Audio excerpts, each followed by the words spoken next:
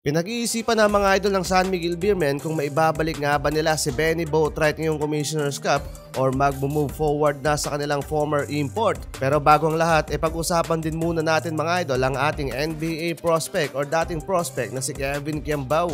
Lately kasi mga idol, marami ang nangihinayang kay KQ sa kanyang paglalaro sa mga ligang labas. Well, tama nga ba ito or mali? Pero bagong lahat, paki-like, share naman ang video na to. Salamat idol.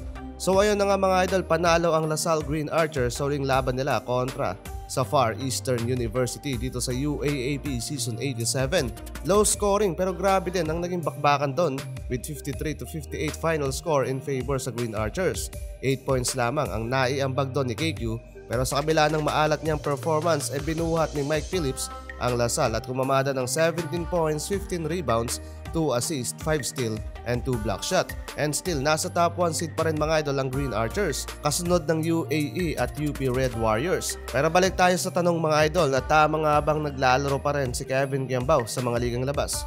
Kahit may magandang future naman siya bilang NBA prospect, o mali nga ba ang kanyang ginagawa?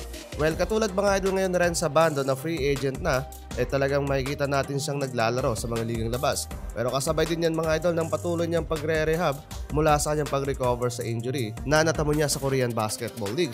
Parang ganun din mga idol para kay KQ. Ang pinagkaiba lang mga idol, meron itong obligasyon sa LaSalle Green Archers at lalo na sa Gilas Pilipinas. Parang na-downgrade nga dito sa ganitong senaryo si KQ from UAAP star o kaya naman NBA prospect naging student talent nga na lang. Kung matatandaan yung mga idol, naging mas maugong ang pangalan ni Kevin Kiambao mula nang magpakitang gilas siya sa outside shooting nang lumahok ang Strong Group Athletics sa Dubai International Basketball Championship. Talagang grabe, asintado sa ring ng kalaban yung mga tira ni KQ mula sa 3-point line. At eto yung malupit sa nangyari, naimbitahan siya ng United Arab na maging naturalized player ng kanilang bansa. Kung nagkataon na tinanggap ni KQ, tiba-tiba din siya sa pera. At naging NBA prospect pa nga ang nagka-interest sa kanya mga idol, ang New York Knicks. Kaya bakit kaya until now, naglalaro pa rin si KQ sa mga ligang labas? Well, para sa aking opinion, nandun kasi yung passion ng tao sa larangan ng basketball.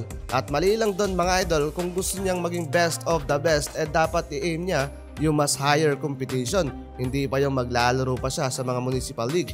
Okay lang na exhibition game like sa ginagawa ngayon ni Kit Jimenez at may basbas naman ang SMB management. Hindi yung binaba mo pa ulit yung level mo sa competition, pero hindi natin siya masisisi lalo't may pamilya na din si KQ. As for me kasi mga idol, wala namang sahod yung pagiging NBA prospect. Marami lang talagang opportunity sa title na yon.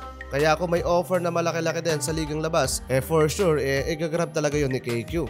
Samantalang quick update lang tayo mga idol para sa import ng SMB. Kung hindi daw nila maibabalik si Benny Boatwright bilang import next conference, nandyan mga idol ang former UAAP na si Malik Diouf, interesadong maglaro sa PBA bilang import.